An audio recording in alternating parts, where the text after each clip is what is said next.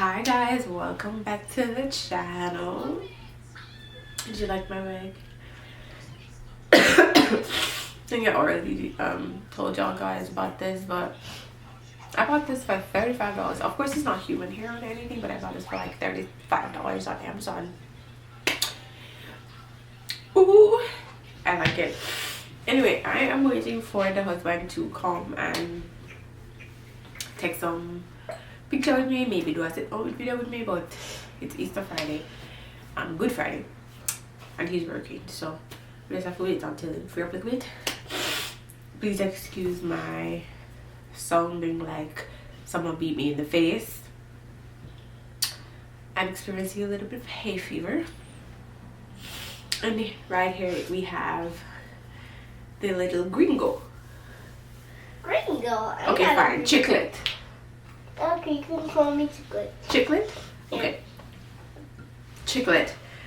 I thought it would be a good idea to do some questions. I'm always promising to do Q&As and don't do them.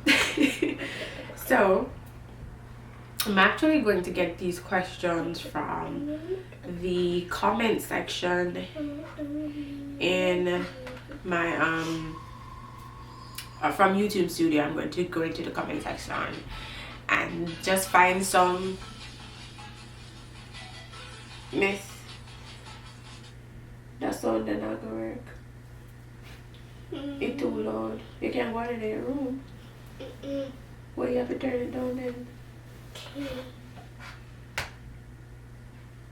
Be careful to push off your iPod. Okay. Interlude. So when I look for some questions and I'm going to night, like what is that? 4 months.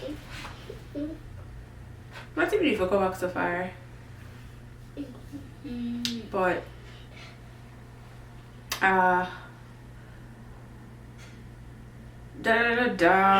just going to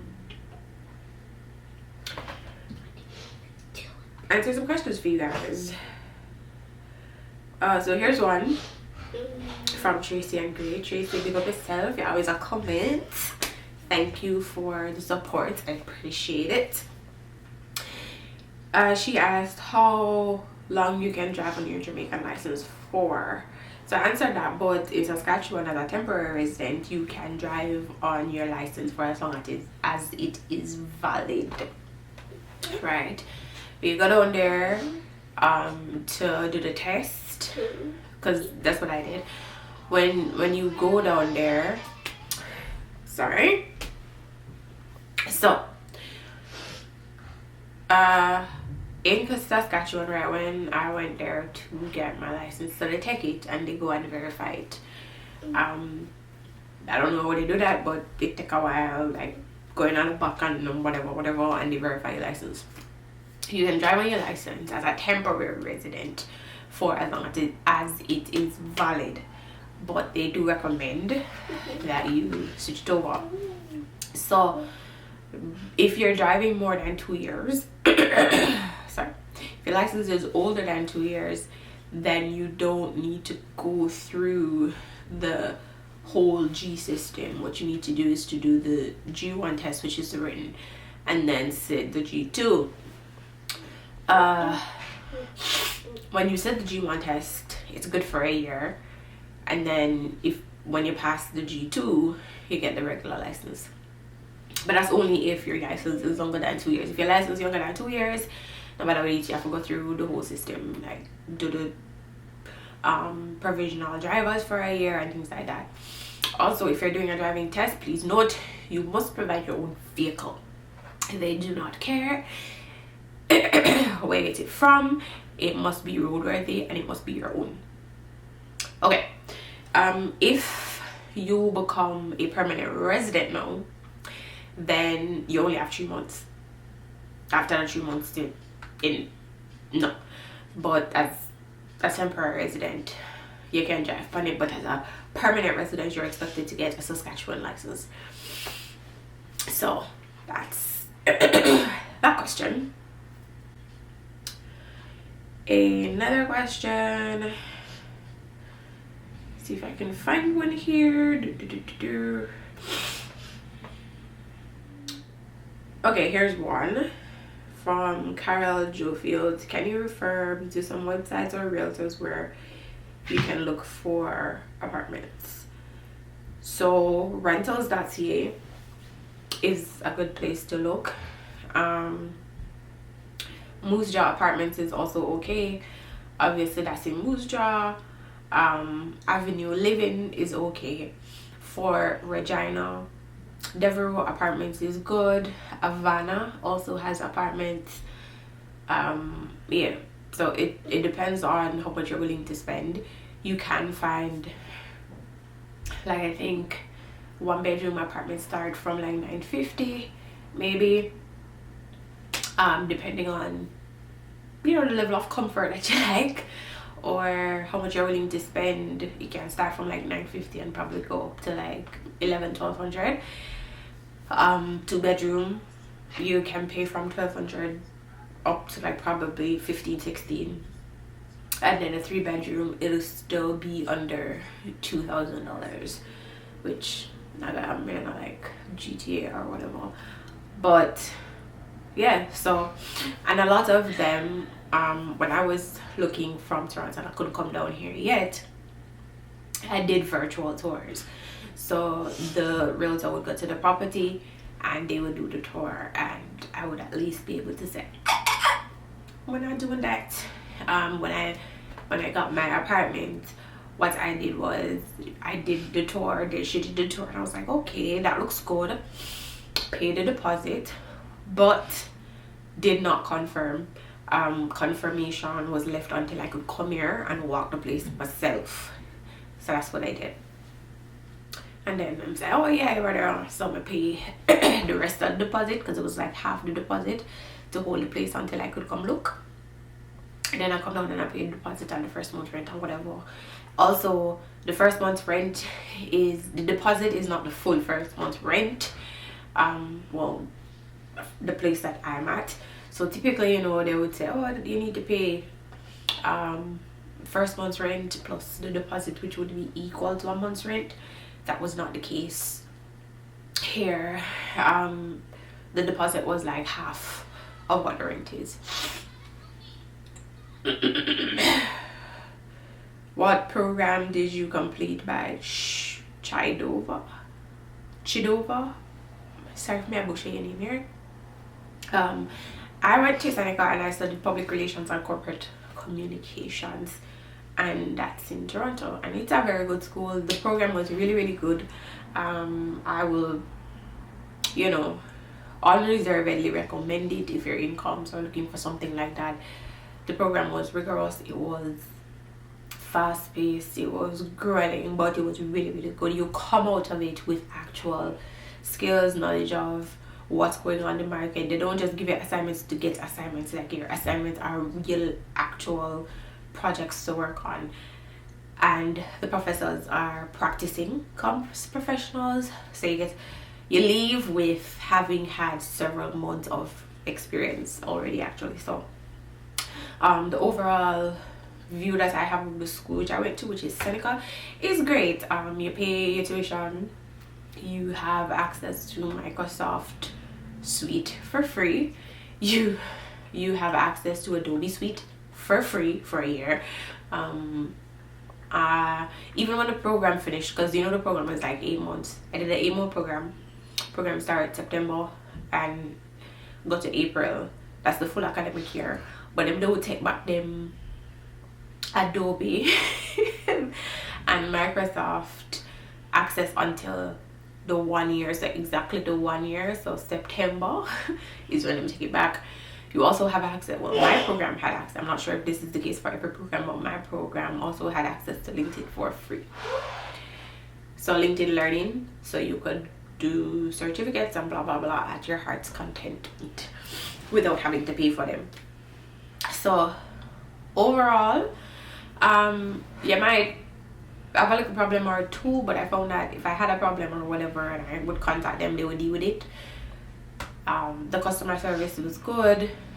All in all, good school, even better program. Can't recommend it enough. It's just that, you know, that Toronto, which is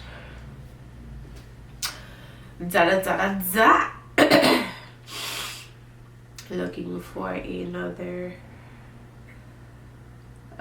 question. Do you face a lot of racism as a black Jamaican? No. I will be honest, I did see some information coming up about racism and things like that when I was doing my research to come here. As of yet, I've been here 11 months, because next month make a year. It's April 2023. Next month makes a full year since I've been here. I have yet to encounter it. Let me preface this by saying I have been yet to encounter it to my face. Obviously, I don't know what is going on behind my back, but to my face, I've not experienced it, and I've heard that, you know, the place could be very racist, and that there, you know, were, you know, just crappy treatment of people, and I've heard it, and I have not experienced this. Knock on wood. I have not experienced anything of the sort. Haven't experienced it in Canada. Haven't experienced it ever. That said, it could go over my head. It could have happened and go over my head, and I just didn't realize. But to my face, no.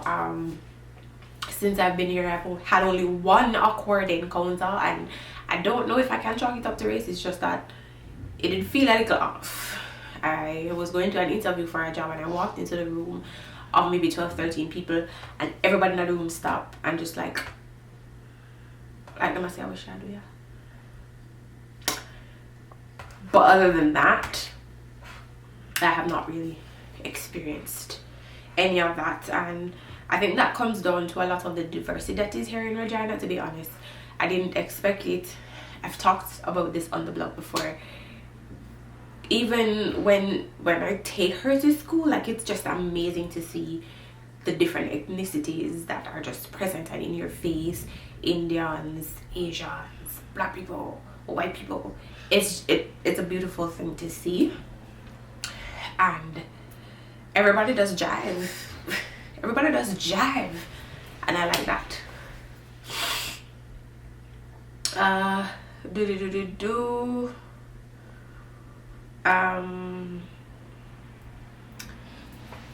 How much is your monthly rental for the apartment? I've already answered this question in my video about how much I spend in a month. By the way, I should edit that, and I should probably do an updated version of that, which I'm planning to do. Just give me another month or two to, you know, because my expenses now aren't what they were last summer. So just give me a few weeks and I will do that update. But if you didn't see that video, my apartment is 2-bedroom, 1 bathroom, and I pay $1,520 $1,520 per month. And it doesn't include power, so I have to pay power separately, and internet.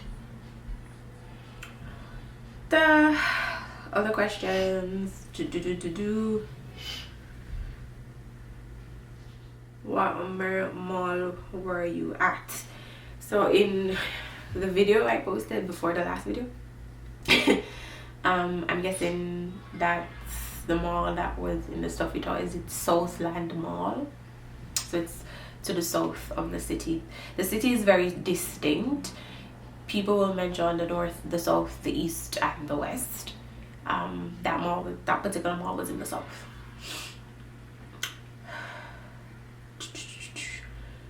How old is your daughter? Tracy Ann Gray again. How old is your daughter, and can you please do a video about getting our children enrolled in Saskatchewan? Okay, so my daughter's 6. She is whoop whoop. She's 6 years old. That means she is in elementary. So about the school system here, the first thing that you need to know is if you're coming with children it does not matter what grade they were in before. It does not matter what level they were in before. They're gonna get placed based on their age, based on the year they were born. They're not gonna allow anybody to skip a grade. Nobody's going to say, if you have a bright sparks kid that skip a grade in Jamaica, that can't work here. So I'm gonna put them back in the class where they're supposed to, based on when they were born. So they go by the age. Second, there are 3 types of schools. There is public school, Catholic school, and francophone schools, which is, so the francophone schools are for people who are bilingual in French or multilingual, and French is one of those languages, so if they speak French actively at home. Catholic school is self-explanatory if you want your kid to be in Catholic school, and then public school is basically everybody else. There is no bus system, so whether or not you get on the school bus, I think, is dependent on where you live. So it's not a must. So for high school students, they don't provide bus for them. If your kid is in high school, they have to find them way at school by themselves. They have to take the bus, or you're going to have to drop them or something like that. My camera battery is about to die. Let me change it and I'll be right back. Okay, so we're back. What? Work started. Okay, so fresh battery, which is probably a good thing, but let's start. So we were talking about school. So public transportation, school bus is not provided for high school kids. They will have to make their way to school on their own. For elementary school, you get a bus based on maybe where you live, but like for us, we don't fall on the bus route, so we don't get a bus. And so yeah, and the public schools, so you have francophone, you have Catholic, and you have public school. And in public school, you have English stream and you have French immersion stream. French immersion stream starts at kindergarten up to grade 2. That's when you can start. At grade 2 or grade 3, you can start. And what French immersion is when they do the entire syllabus in French. So the kids have no, depending, I don't think it matters if the child has background in French or not. The goal is to teach them French, and so that they are able to communicate in French and learn French. And so the curriculum and everything is delivered in French, completely in French. At about grade 3, they'll start doing like maybe 1 subject in English, the next grade 2 subject in English, until they eventually are taking all their courses in English. And that transfer, so that like grade 3 is when they'll say the kid can't join French immersion anymore if they weren't in it before, because then they feel like it's too hard, and different provinces do that differently. I was talking to somebody who let me know that in Manitoba it's different. They don't start until like grade 3 or grade 4, but here at the grade 3 or grade 4 level, you can't do French immersion anymore. So find out about that based on where you're going. How to get registered. Okay, so in